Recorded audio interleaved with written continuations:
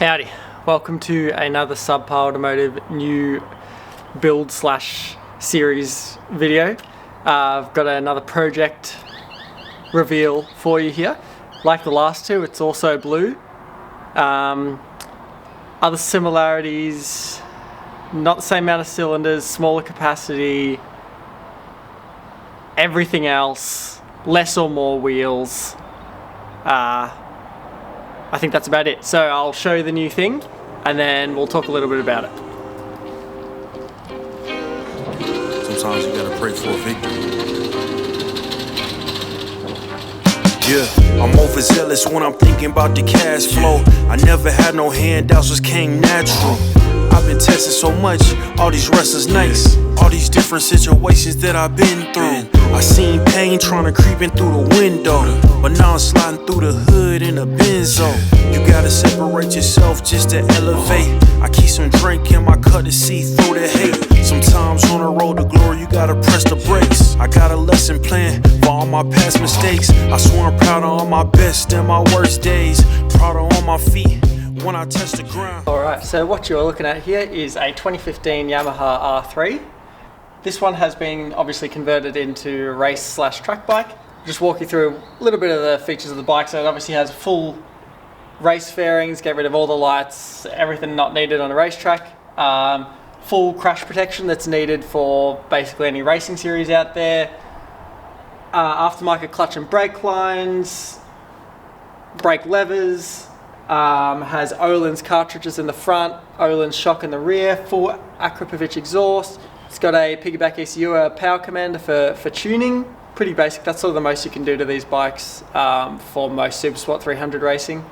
So what's the plan for this thing? So I raced motocross my whole teenage years and then got into road bikes a little bit. I restored an old CB400 when I was 18. I ride that around, but did a few track days on my first bike, a CBR 250RR. Then I bought a CBR 600, did a couple days on that, and then sort of life got in the way.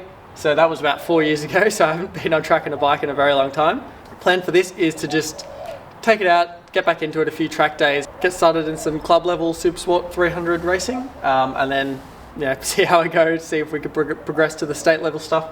But yeah, so this video is going to be a pretty quick one, just introducing the bike. We're going to actually take it out to Broadford for just a little bit of testing on, see how we go, see if the bike needs anything done to it. I don't think it will. It's pretty nice, as you'll see. But yeah, so we'll head out to the track now. All these different situations that I've been through. I seen pain trying to creep in through the window, but now I'm sliding through the hood in a Benzo.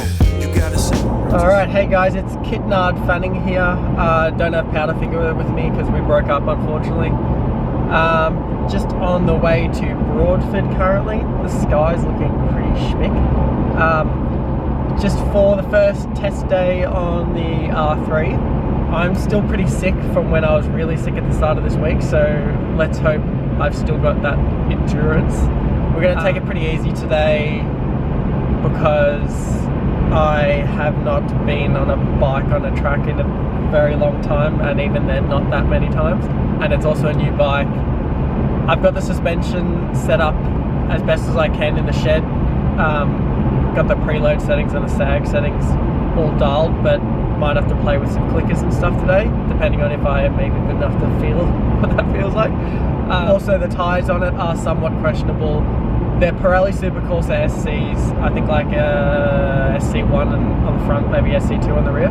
But they're pretty old. They've got some cold tearing in them. The actual tread and wear amount is not that much, but they've got some decent cold tearing, and they're like 7 years old or something, which is about when people say you probably shouldn't use motorbike tyres anymore. But this day is just about getting back on track on a bike and seeing if I like it still. I keep some drink in my cup to see through the hate. Sometimes on the road to glory you gotta press the brakes. I got a lesson plan for all my past mistakes. I swear I'm proud of all my best and my worst days. Proud of all my feet when I touch the ground. Front of 8 in Beijing, man, they know the sound. I know I made mistakes, but my mama proud. Fans scream my lyrics out in the background. They ain't know me yet, but I'm hot now. They say life's a gamble, you gotta roll the dice. I risked a lot of different things.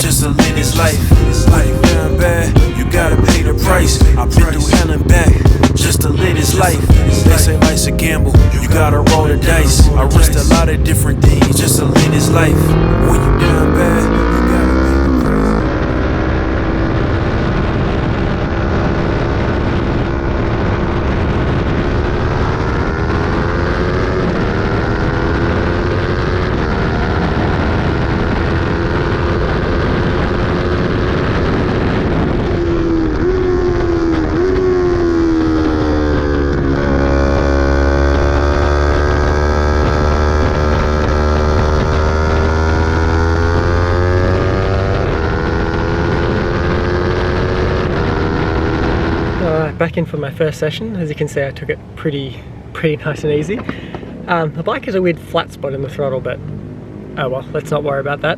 Other than that, it feels pretty good. I got arm pump pretty much immediately. That just shows I haven't ridden a bike fast in a long time. But now we'll hopefully keep getting a bit more confidence in each session, and it's pretty fun though.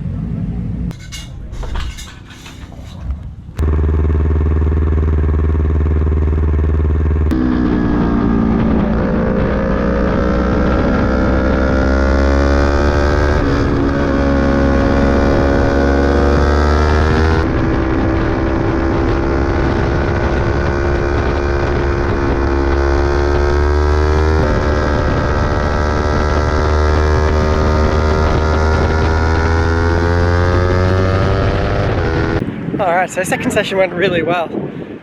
Getting a bit more confidence. The suspension feels a little bit soft, so I've stiffened that up a little bit, just diving a little bit too much under braking. But I'm moving up to the next group for the next session, so that should be more fun, a bit more bikes to be a bit closer speeds to. Yeah, look forward to it. Bike's going good so far.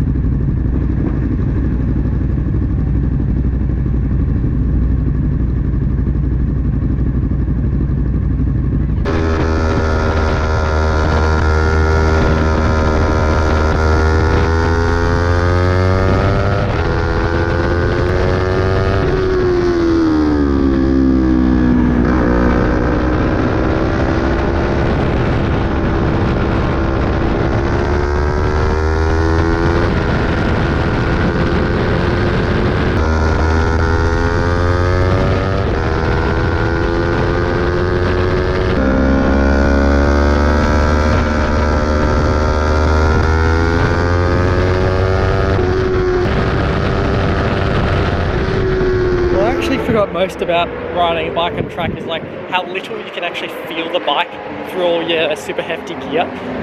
Like feeling your rear brake and your gear shifter with the boots, and the gloves are quite stiff. It takes a bit getting used to after riding on the street with less full-on gear for a little bit.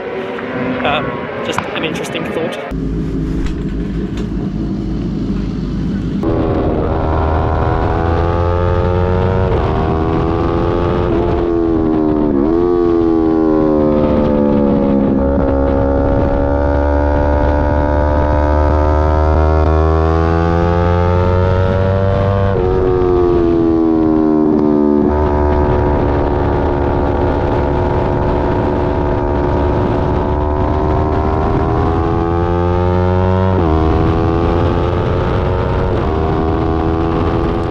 That's 4 sessions done. The bike's feeling really good now. It has a weird hesitation at, like, not when you're fully on it, but when you're like maybe quarter throttle, like through a corner, it's just bar. You might be able to tell in the video, but it does have an aftermarket like piggyback ECU thing, so that might need some tuning or something. Obviously something I can't really do, which is annoying, so I might have to take that to get checked out somewhere. I'm starting to feel pretty tired now, so I might do one more session. Make it 5 and then call it a day, just because I'm feeling pretty sick before I do anything stupid. So yeah, we'll head out for one more session and then call that a good day's testing.